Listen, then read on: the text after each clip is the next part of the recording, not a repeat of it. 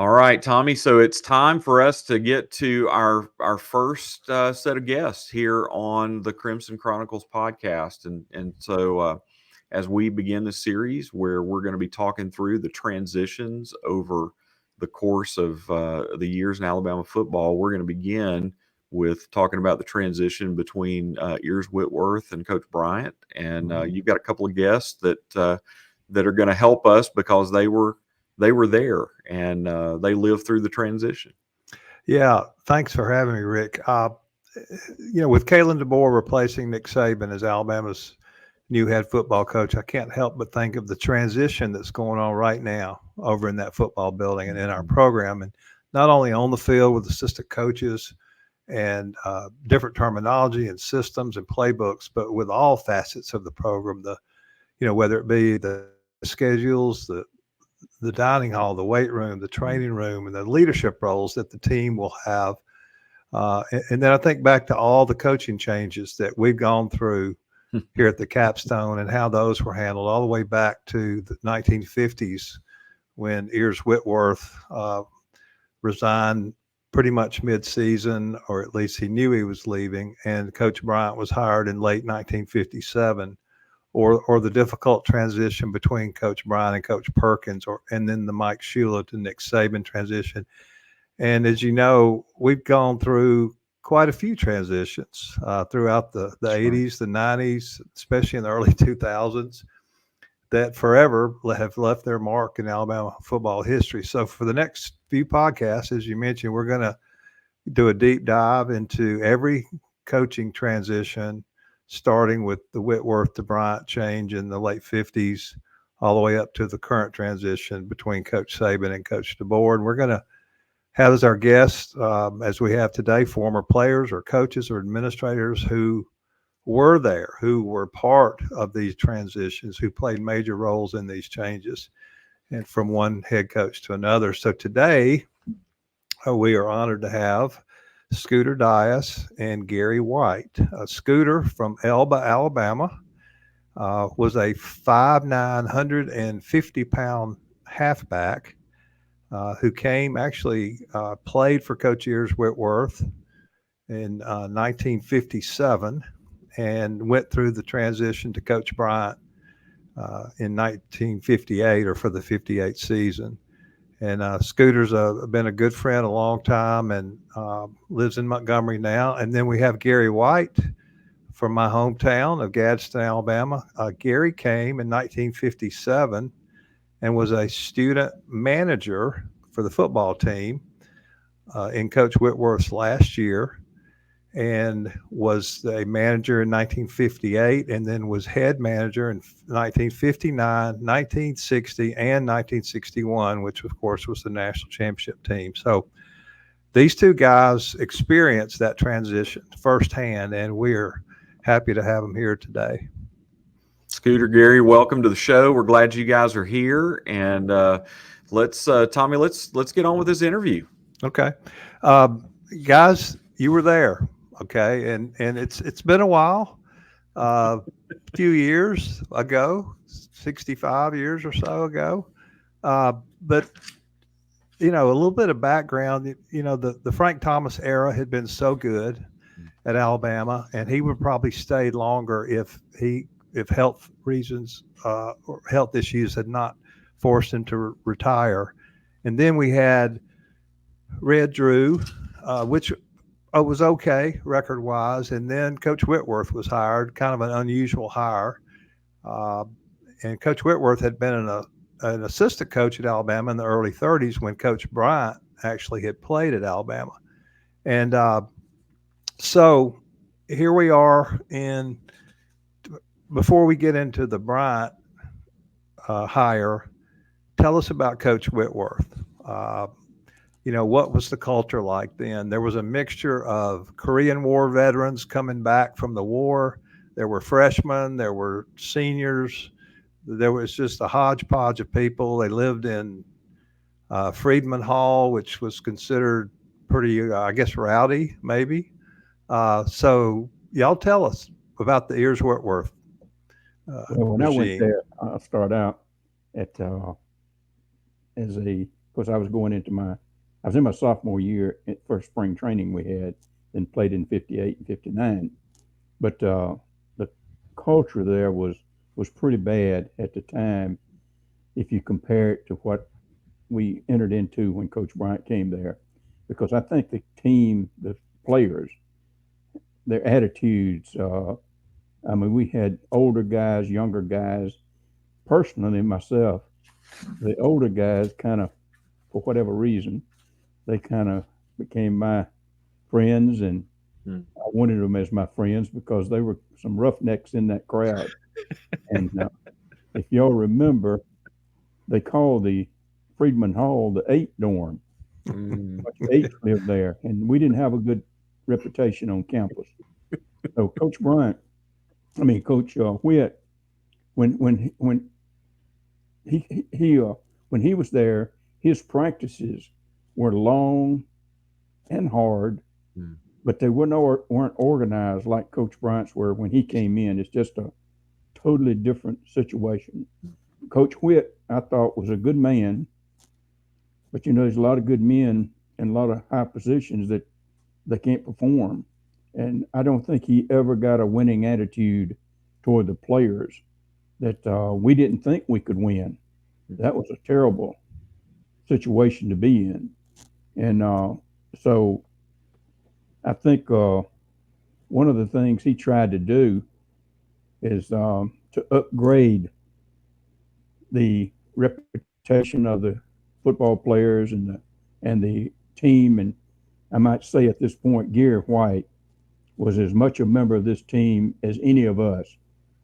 I promise you, he was a number one in what he did and how he did it. But one thing, Coach, I'm gonna jump a little bit, but from the 8 dorm we were living in, when Coach Bryant came in, he said that he wanted to change all this. He said, we're gonna play first class. If we play first class, we got to have facilities first class. So it wasn't air conditioned, and he did bring in and they air conditioned the dorm. That's the first facility we had. Then he put in this program, which you'll laugh about it because we did too, but he wanted to improve the attitude of the players. So he got some of the sororities to have a tea. Can you imagine this? He had a tea. And he insisted that 3 or 4 of us players would go to each sorority and we'd have tea on Sunday afternoon. I went to one of them. It was unusual. He told us, Coach Bryant told us, if we went over there and caused any problems or weren't gentlemen, that he had asked to be advised of that. We had nobody to do that.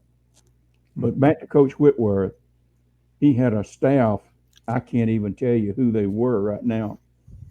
It just wasn't a winning situation, and he just didn't know how to turn it around. Now let Garris talk a little bit on Scooter. I was just going to ask you a follow up real quick, okay. just to say, do you think that part of that was because of the older players that had been away? They'd been in the Korean War. They'd seen a whole lot more of the world. They were.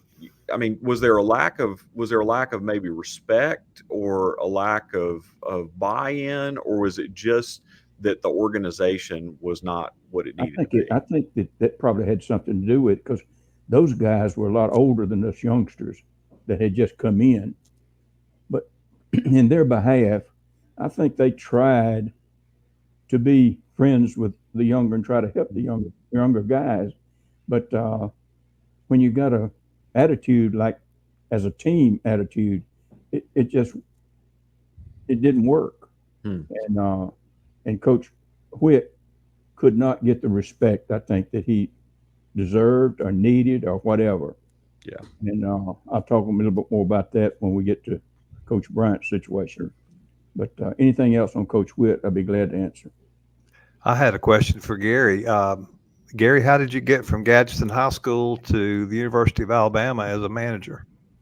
Well, Jerry Whitworth, who played was all SEC guard here at Alabama, and I was a manager my senior year in football under him, although I was a manager in several other sports before that. But anyway, he liked the way I worked and handled things, and he called me into his office one day and asked me if I'd be interested in coming here on a manager scholarship. And I told him, yes, sir, I sure would. So he wrote Coach Lou Bostic a letter, and Coach Bostic told him to ask me to come down and visit with him. And I did 2 weeks before I graduated, which from high school. And I had no idea up until that time that I was going to college. I had never prepared for it in all of my studies in high school.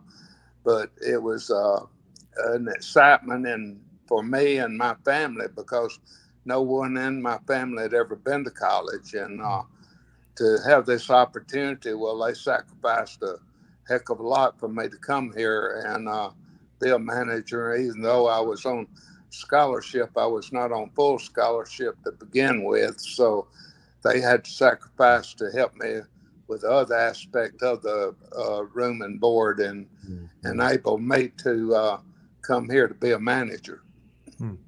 So when you got here, how many managers were there? Well, this is what's so amazing. I didn't know how many managers we had, because there was only about 3 or 4 of us on the field. But I'm going to have to jump ahead to Coach Bryant just a moment. And Okay.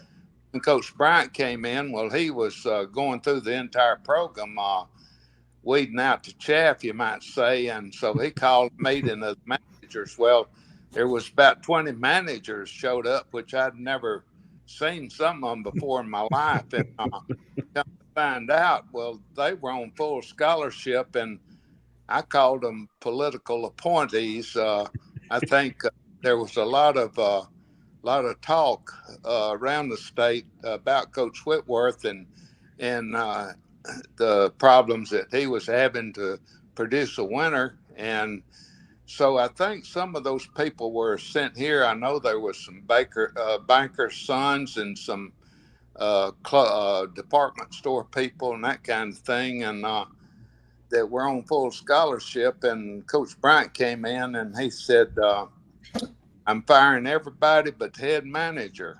Well, that included me, because the head manager was Bert Jones. And so I called my dad after that meeting. I told him, I said, well, I'm not going to be on scholarship for the spring semester. And he said, well, you better come on back and home and I'll get you a job at the Goodyear. And man, that hit a bell right there. And I knew all the time that he'd come home from working at the Goodyear, which that's a good company, don't misunderstand me, but he was really tired and give out. And I already had one semester of the good life down here, so I didn't see myself going back there and working at the Goodyear. So I told him, I said, well, if you'll pay my way this one semester, I said, I guarantee you I'll be on full scholarship in the fall. And sure enough, Coach Bryant was a man of his word, because he had told us, I want to see who works, and the ones that work is the ones that I will have on scholarship. Well, when we showed back up in the fall of '58, there was only 2 managers, and that was Bert Jones and myself. And Bert graduated in January, which left me for the rest of the time through the '61 season. Well, what were your duties as manager? Of course, now there's 15 or 20 managers on the team, but what all did you have to do, especially with the discipline part? Did you have to be the bad guy sometimes? Well, no, not really. I tried to get along with the players because I wanted them to like me, and I was in awe of some of them, having been around them and seeing the kind of people they were and how much they had to go through in order to practice. But we had to, at that time, we had no laundry facilities or anything. We had to send everything out to have it cleaned, and that's each day. So when they would come in from practice, we would have to gather it all up, separate it, send it out to, at that time, Northington Laundry, and they would do it and have it back the next morning, which we were probably mid-morning, and then we would come in and put it back in each player's basket. And as they would come up to get their jerseys and jockey straps and all of that, well, we would already have it singled out in baskets for them. And then, of course, we had to put out dummies and keep up with, when Coach Bryant was here, had to keep up with times. Now, Scooter alluded to it, but the practices under Coach Whitworth were very disorganized. There was not a lot that you had to be concerned about once you got on the field, other than making sure that you had the dummies in the right place for them to block against them and that kind of thing. But as Scooter said, there were long practices. I recall the week of the Georgia Tech game, we were playing them in Birmingham, and Coach Whitt had the first team against the second team. They scrimmaged about 3 hours out there on Wednesday.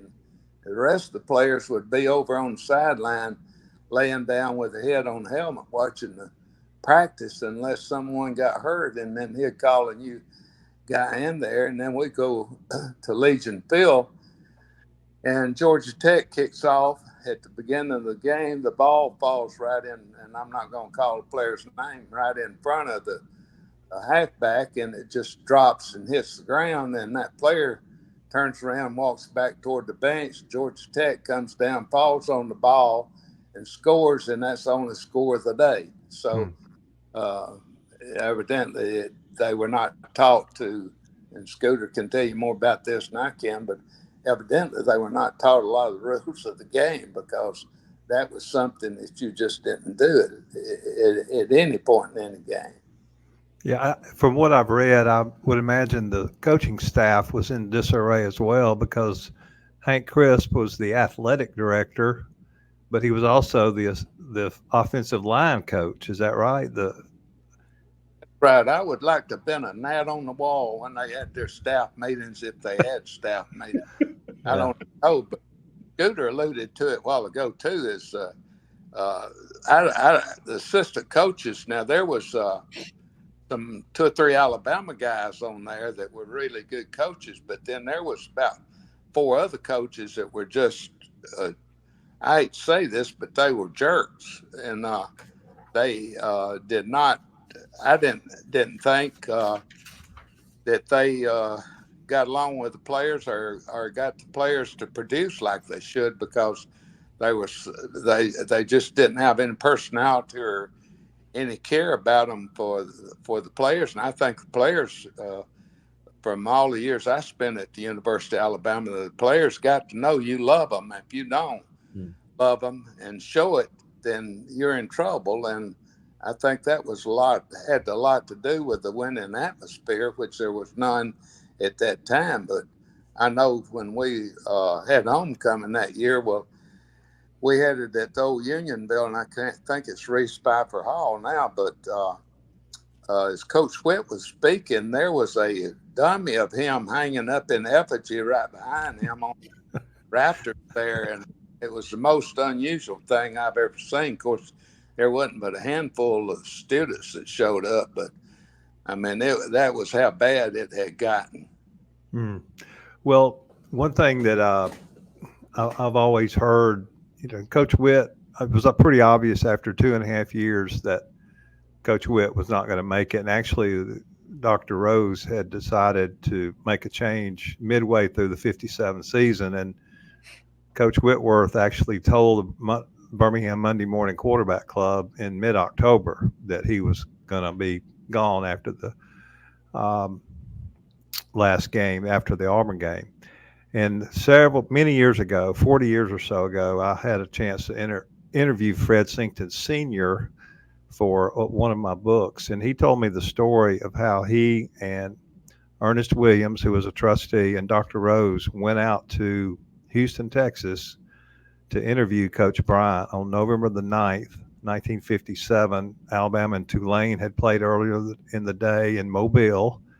And after that game, they flew out and interviewed Coach Bryant, who was the head coach at Texas A&M. And that is the famous photo that I have in one of my books, is that of Fred Sinkton looking over the shoulder of Coach Bryant signing the contract. And of course, it didn't take effect until December the 3rd, 1957, when he was officially announced that as the new head coach, and that Mama had called and he was ready to go back to Alabama. So with that in mind, Gary and Scooter, tell us, y'all knew midway through the season that this would be Coach Whitworth's last year.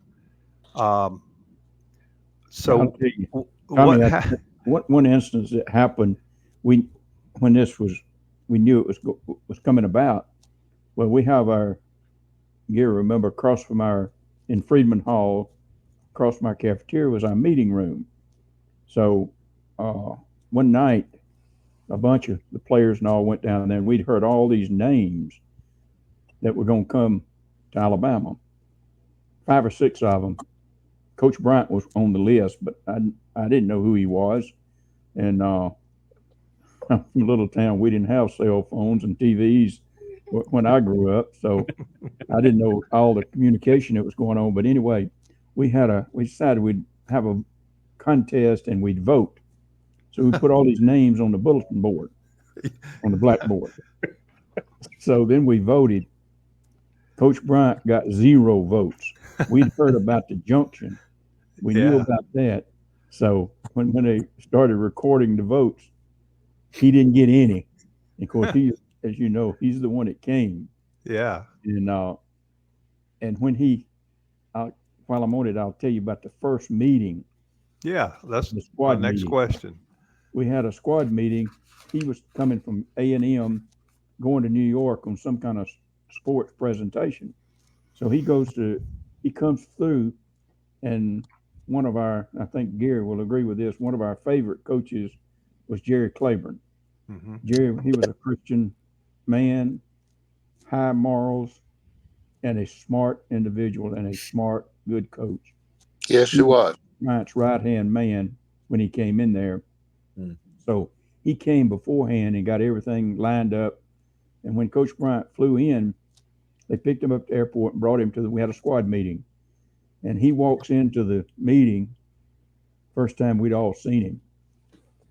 So he comes through there, and we all sitting in there, and it's quiet as a mouse.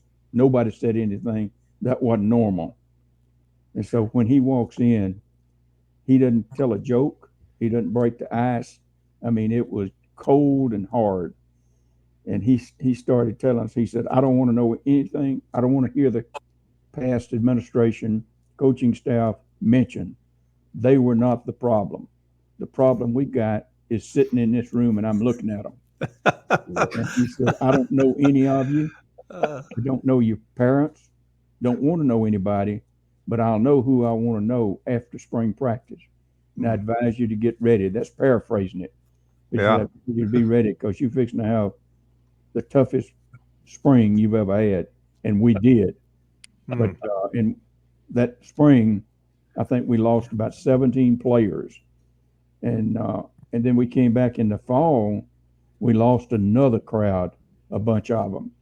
And be honest with you, and Gary remember putting up those started the lineups every day on the bulletin board before we went out to practice.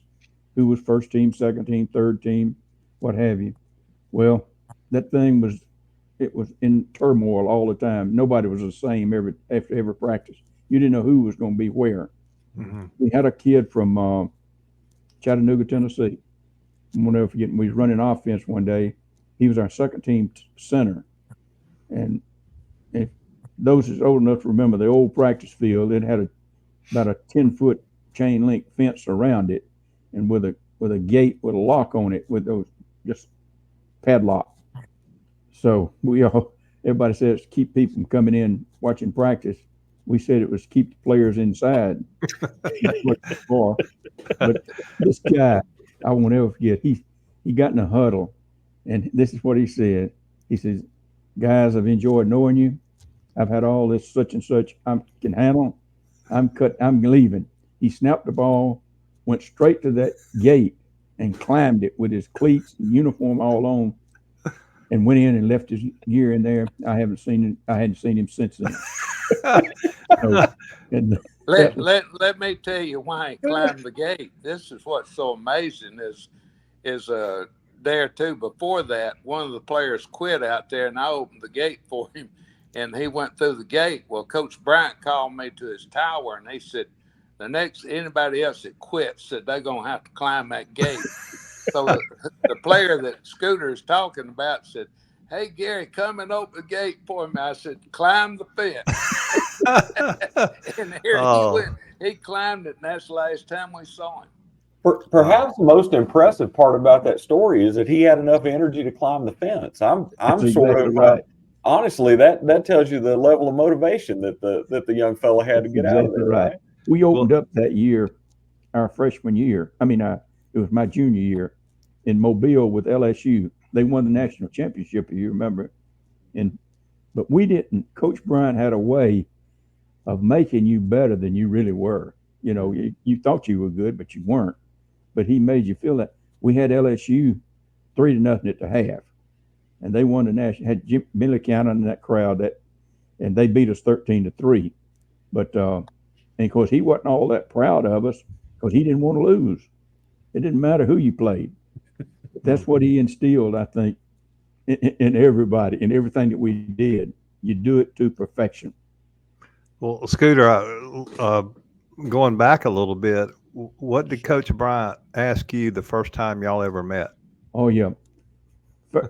When he came in there, he said it at that squad meeting. He says, when I get back, I want a one-on-one meeting with every player in this room. And says, when you got a break in class, I'll be in my office. Just come over and come down and tell them you want to see me and so forth. So when my time came, and I'd already talked to some of the guys that had been over there, and it wasn't pleasant. The ones that went before us, we had some big linemen that went over there, and Gary will remember it. Went over there, and Coach Bryant asked him. He came back and reported to us.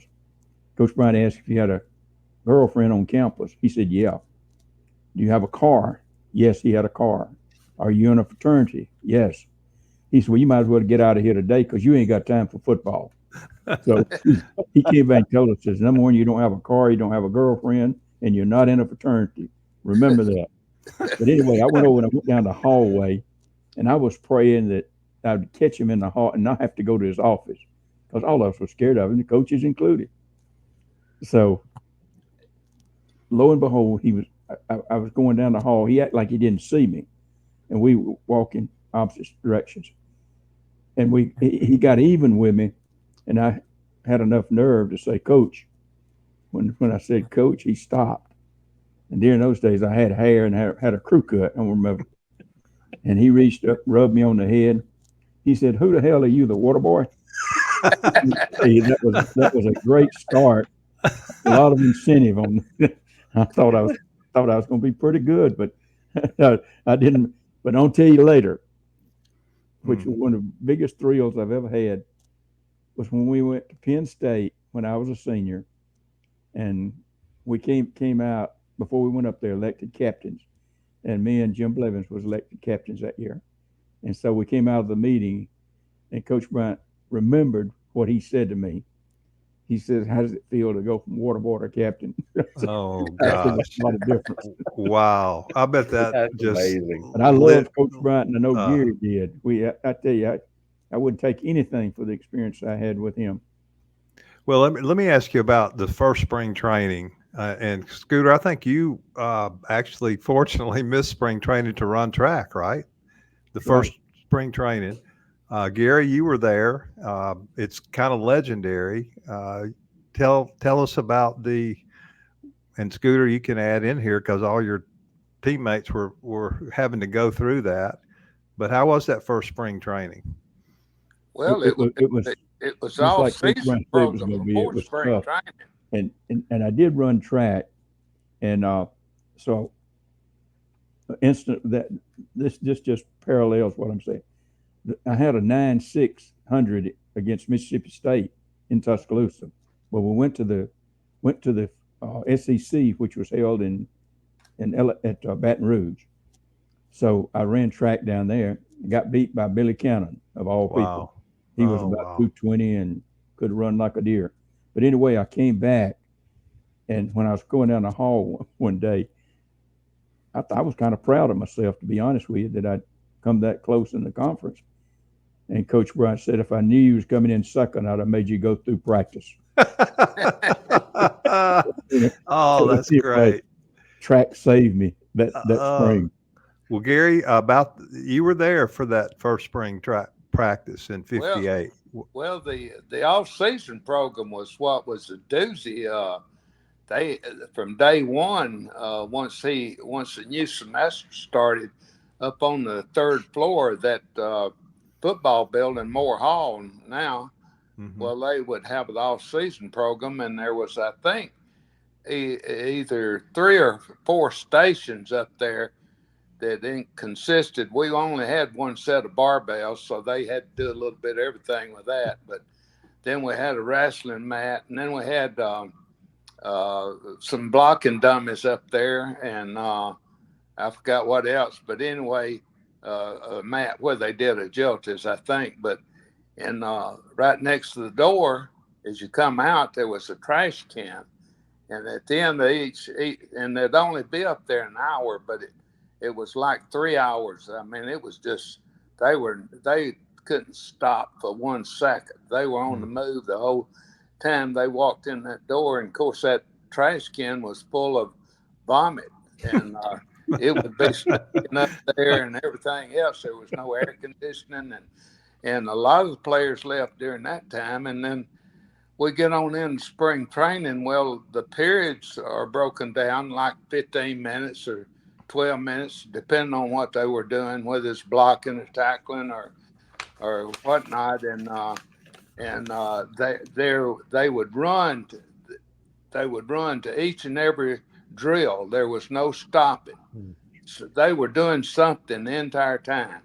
And at that time, Coach Bryant, he might stay on that tower a minute, but he didn't stay up there like he did in later years. He was down there in the thick of it, and all of his coaches, most all of them, had been through Junction and had brought all of that with them out here.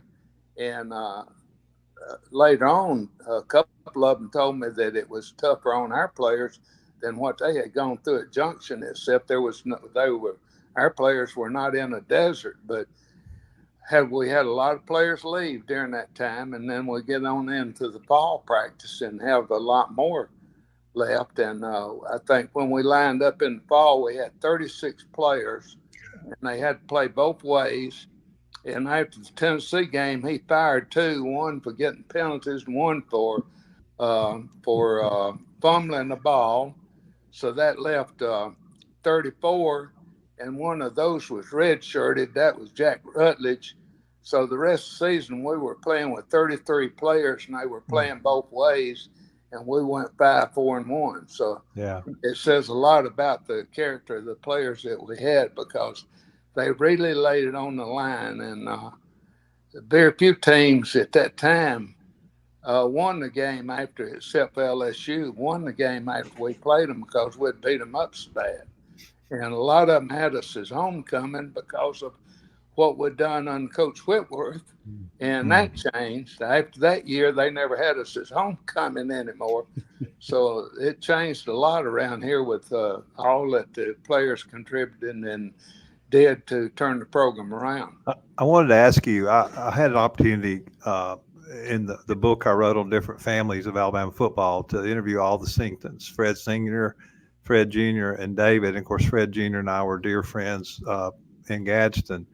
But Fred Jr. tells this story, and I'm just going to read it. He said, "We got a letter from Coach Bryant on August the 2nd telling us his plans for the fall. Down at the bottom, he had written, P.S. report to practice at 218 pounds or less, or you don't get a uniform. David and I trotted back to the scales. I weighed 242 pounds, and David weighed 241 pounds. We had 3 weeks to lose all that weight. And then Fred says, David and I started running and working out twice a day on our own to lose that weight. On the morning of the day we had to weigh in, I had just finished my morning workout and I was curious to see how close I'd be to 218. So I stepped on the scales and weighed 218 and 1/4 pounds. Coach Goosetree was standing there watching me, and after my shower, he came up to me and told me he had told Coach Bryant what I weighed. Thinking Coach Bryant might be impressed, I asked Coach Goosetree what Coach Bryant had said.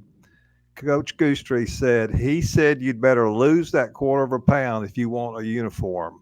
So I went back out that afternoon in a rubber sweatsuit and ran my butt off. I weighed in that afternoon at 212 pounds.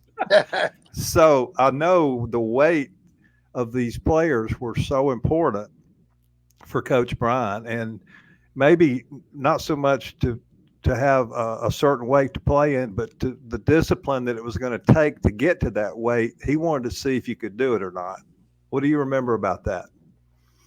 Well, he did that. We had several players that didn't get a uniform when they reported back in the fall of '58, and most of them left and never came back. Now, we had 2 or 3 that went down here in the Sipsey Valley swamps and lived off of nothing for 3 days to get down to their weight, and they got so dehydrated that when they came back, they didn't even make it through one practice. And there was 3 really good football players too. Mm-hmm.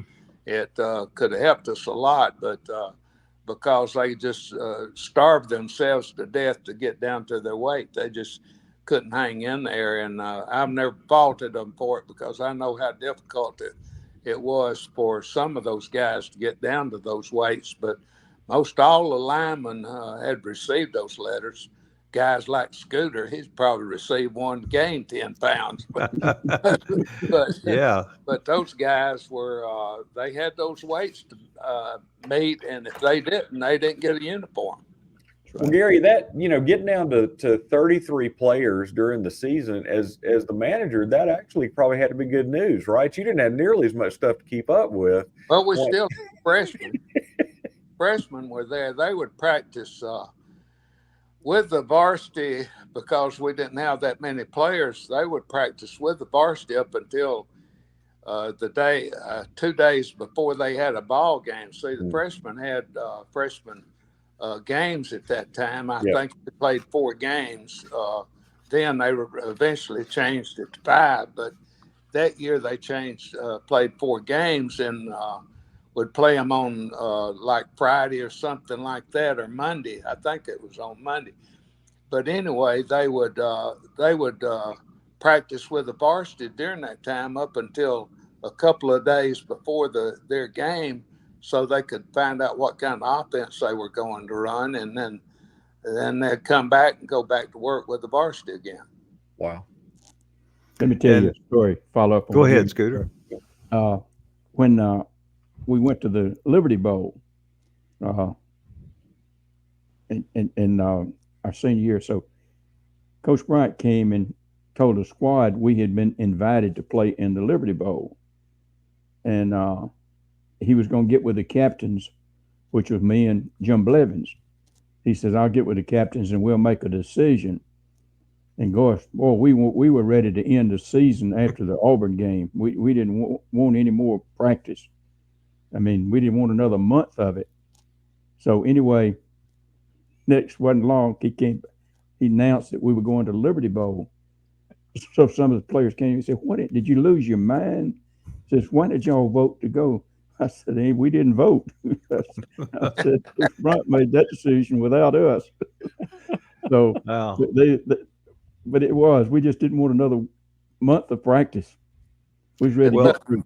But that turned out to be a really good trip, because It about 2 or 3 weeks before that, a plane crashed up there in the snow, and Coach Bryant decided not to fly us up, so we rode on a train all the way up there and back. And then we left after the Liberty Bowl. We left and went over to New York and stayed over there a couple of days. And Mel Allen and some Alabama alumni treated us to several events over there, and it turned out it was really a great trip for us. I want to reflect back to something that you mentioned, Gary, about the freshmen in '58 playing and practicing with the varsity. Of course, they had their own freshman schedule and couldn't play. But this freshman class was the one that, with Tommy Brooker and Bill Rice and Billy Neighbors and Jimmy Sharp and Richard Odell, Brother Oliver, Pat Trammell, Billy Richardson. I mean, an outstanding class. And I believe they were the ones who were told, maybe as freshmen, just the freshman class, that if they did the right things and did what Coach Bryant expected, that they'd win a national championship by their senior year. That's right. And I don't know if he told just the freshmen that, or if he was in a meeting of the whole team. What's your recollection of that? I believe he told just the freshman class. Okay. Yeah, I remember when he did it. Yeah. Yeah. And they did. It turned out to be true. Yeah, turned out to be true. And Scooter, I will say that 59 Liberty Bowl was a month or so after you were the hero in the 59 Alabama-Auburn game, Coach Bryant's first win against against Auburn, and scoring the winning touchdown, I guess. So congratulations on that. Thank you. Scooter got hurt before we went to the Liberty Bowl, if I remember correctly.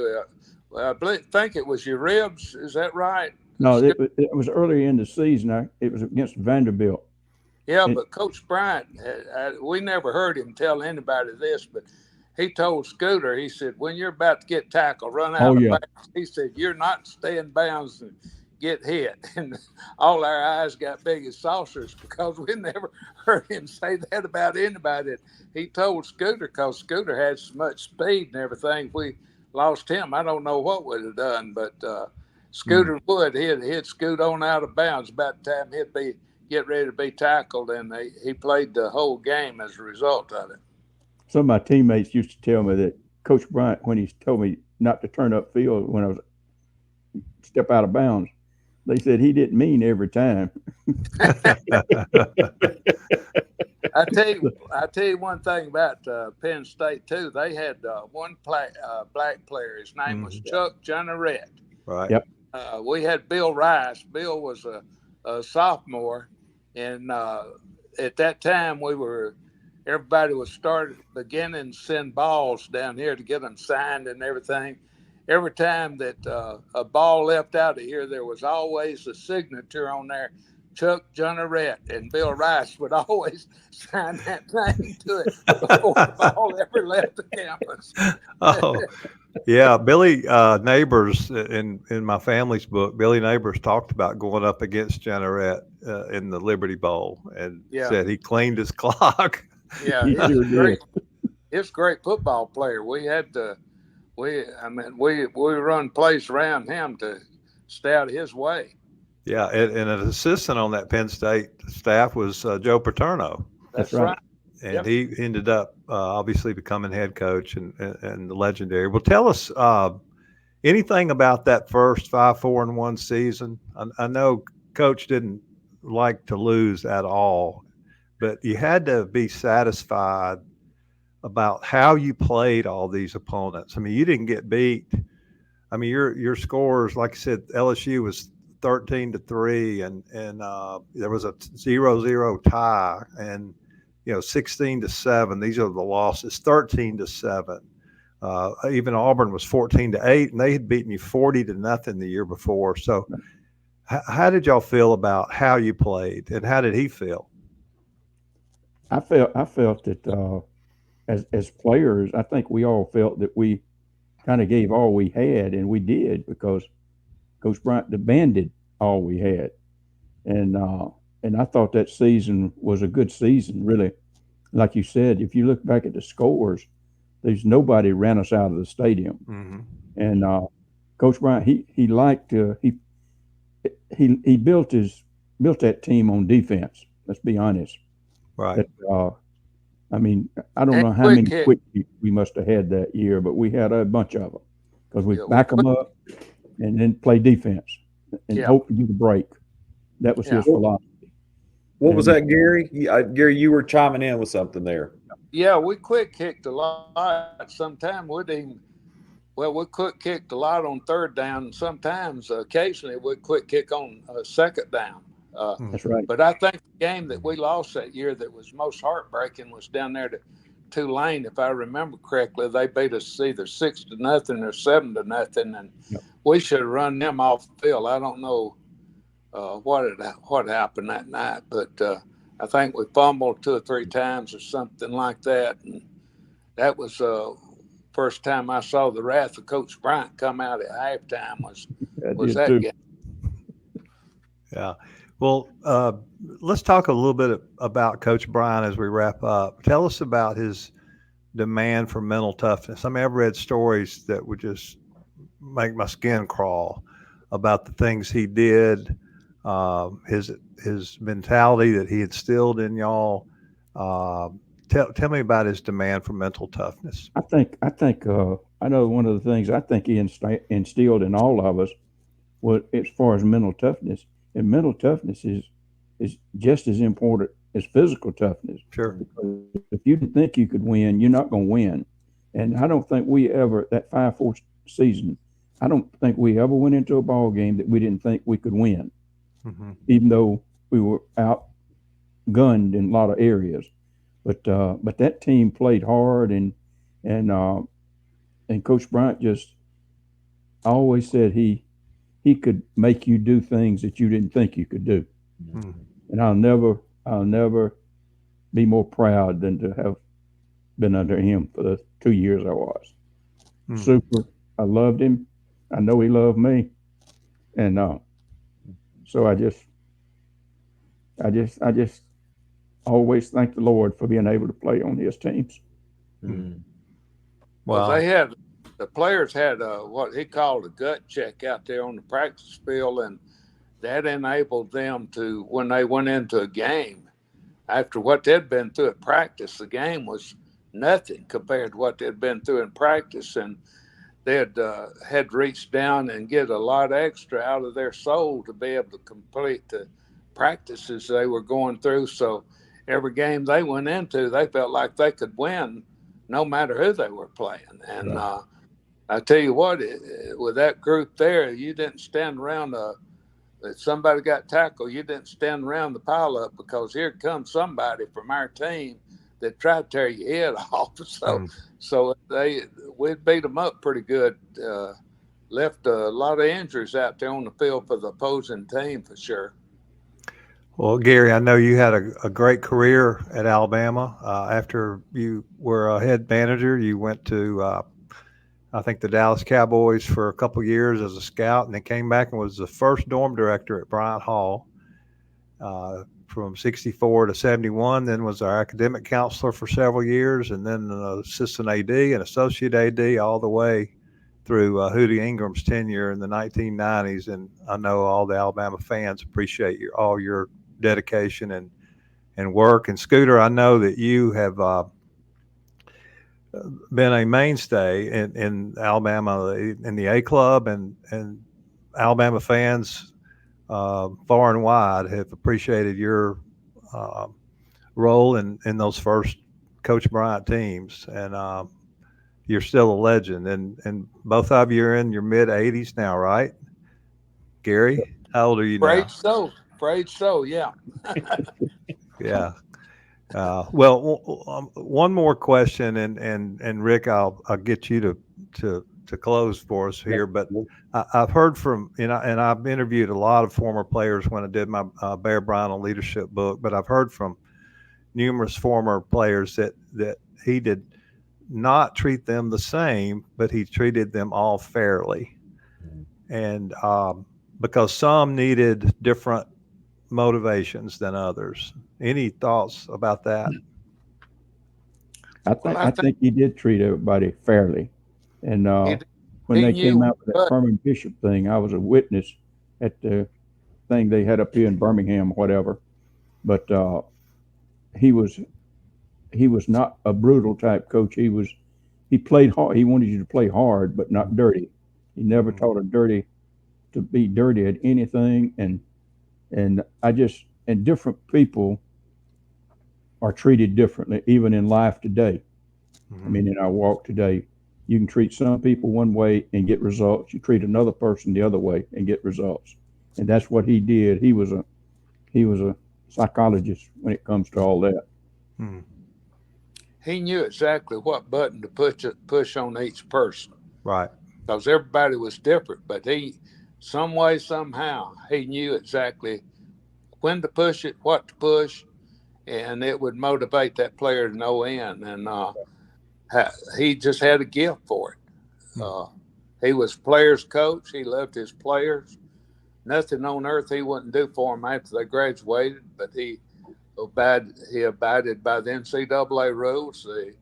The Texas A&M fiasco taught him that, and but all the time he was here at Alabama, he always obeyed the rules and made sure the players did too, and treated them like young men. You never heard Coach Bryant call one of them a kid or boy or anything. He called them young men. He always referred to them as young men. And I see TV commentators today calling 30-year-old young men kids, and he never did that. He respected them and did all he could to help them later on in life or whenever. He went out of his way to be there for them. Rick? It is absolutely fascinating to listen to you guys talk about Coach Bryant, about your experiences. Thank you so much for joining us. Thank you for taking the time to share with us the things that you remember and the insights. And I think we'll carry away from this, remembering Coach Bryant not just as a master football coach, but also as someone who knew people and had an incredible innate sense for motivating people. And thanks for being with us on our inaugural episode of the Crimson Chronicles podcast. Part of what we intend to do in this podcast is have conversations like this, where we're going to host a variety of former players, coaches, people around the program, and talk about the incredible history of the Alabama Crimson Tide, from the people that were there, from the people who lived it, the people who made the history of the Crimson Tide. And so I'm Rick Morton. For Tommy Ford, thanks for joining us. We'll see you right back here next week again on the Crimson Chronicles podcast. Thank you all so much for asking us, and Roll Tide. Roll Tide. Thank you. Hey there, folks. Welcome again, or welcome back. Welcome. Hey there, folks. Welcome to the Crimson Chronicles podcast. I'm Rick Morton, your host. I have a fantastic opportunity here on this podcast for us to be able to talk about the history of Crimson Tide athletics, for the things that make the University of Alabama athletics great, and we're gonna spend some time talking to the people who made the history, those players, those coaches, those folks around the program that helped to make everything that we know about Crimson Tide athletics and the history so incredibly great. And I want to bring our featured host, Tommy Ford, onto the podcast. And so Tommy Ford is someone who has been around the Crimson Tide program for over 40 years. Tommy began as a student in 1974, and then moved from being a student right on to the staff at the University of Alabama, and he actually spent 37 years in the athletic department, retiring as an associate athletic director, where in his final stint and final stretch at the university, he led the A Club and worked with so many of the folks that have contributed to making Crimson Tide athletics what it is. And so, Tommy, welcome to our podcast. We're glad to have you. You're definitely the man that makes this thing run. Well, I appreciate it, Rick. Thank you for having me and for that initial phone call several months ago about starting this podcast. Yeah, I was blessed to have grown up an Alabama fan in Gadsden, Alabama. My mother actually went to Auburn. My dad did not go to college because of the Depression in the early 30s. So when I went off to the University of Alabama in 74, it was like a dream come true. And I was a business major at Alabama, but somehow, and that's another story for another podcast, but got involved in sports writing and became sports editor of the Crimson White my senior year in 1977-78, and that sort of set the stage for my main hobby of writing. I've written 12 books on Alabama football, starting in the early 80s with Alabama's Family Tides and all the way up to the 2020 season national championship called History Made. But I did start to work back at the university in 1982 in the alumni office, which was Coach Bryant's last year. And actually my year in the alumni office was my first year in the alumni office. We helped plan alumni events for Coach Bryant to go speak. And I have a funny story about actually flying with him to Decatur for Benny Perrin Day. And so I was around him a little bit then and continued to work in the alumni office. And then when Steve Sloan came in 1987, he and Tommy Limbaugh hired me over into the ticket office. And that's kind of where I laid my hat for 19 years as ticket manager and director of Tide Pride. And we started that program from scratch, and it's now, I think, in its 37th year, something like that. And so worked in athletics, worked in the Crimson Tide Foundation, like you said, oversaw the A Club, the Red Elephant Clubs, and retired, hard to believe, 5 years ago. Wow. And have continued my love of Alabama athletics for all sports, and that's, here we are having this podcast. Well, and Tommy, I think one of the things that's really unique about the journey that you've taken through life, and maybe where the Lord's taken you over the course of these years, is that you stayed at the University of Alabama. You were there for your entire career. Really, and really most of your adult life, and that's not something that many folks in this day and age can say.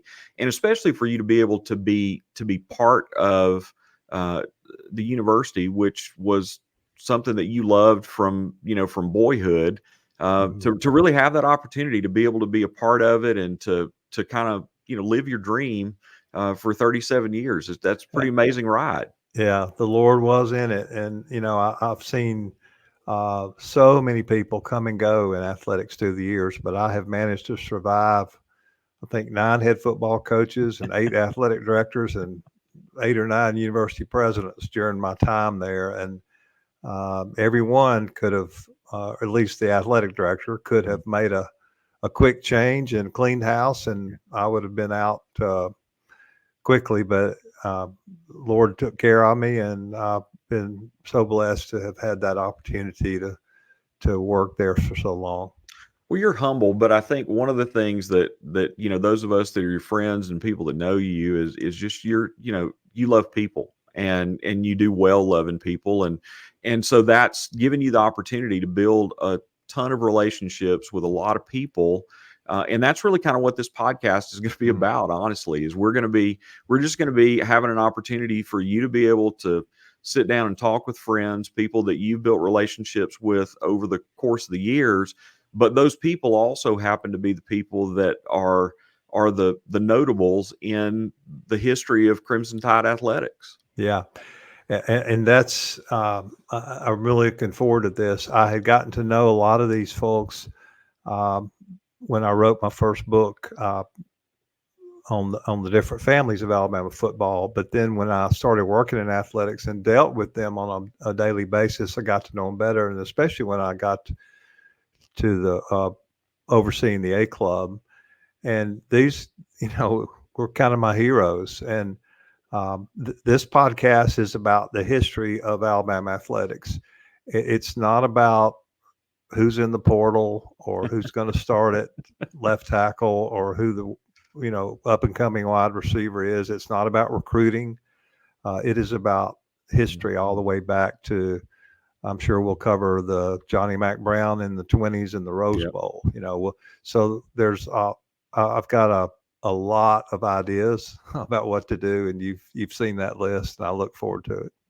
Well, and Tommy, my story, but my mom and dad met and married at the university. My father graduated from the university because he was able to go on the GI Bill. First person in our family that, that went to college. But our family has a great, dear, deep love for the University of Alabama. And so many of these stories, even going back to Johnny Mack Brown, talking about the years with Coach Thomas, hearing about the things that happened in the 40s with guys like Von Mancha and such. Those are the things, those are stories I grew up hearing about. Yeah. And really forming that love for the University of Alabama. And what we want to do on this podcast is we just want to unpack those stories, and we want to do it with the people that were there and hear stories that maybe have not been told in a forum like this, and to really give them an opportunity to be able to, to lay down some history. And so we're going to start that today. And really kind of the premise for what we're going to do for the next several weeks in the episodes of the Crimson Chronicle podcast is we're going to talk about the transitions that have happened over the years as the programs move from one head football coach to another. And so why don't you talk a little bit about just the idea and what we're going to do, and then introduce our two guests for today, and before we bring them on to the show. Well, since we do have a new head football coach this year at Alabama, there's a transition going on right now as we speak. And, not only on the field with the new assistant coaches and terminology and systems and playbooks, but with all facets of the program, the training room, the weight room, the dining hall, all the leadership roles that will develop within the program. And then I think back to the other coaching changes here at the Capstone and how those were handled all the way back to when Coach Bryant took Coach Whitworth's place in 1957 for the 58 season. And, we all have heard about the transitions that between Mike Shula and how Mal Moore hired Nick Saban. And so over the next few podcasts, we're going to take a deep dive into these transitions. And so we're going to look at every transition all the way back to the Whitworth to Bryant transition, and actually have folks here on the podcast who were there, who were part of these transitions, who played major roles in these changes.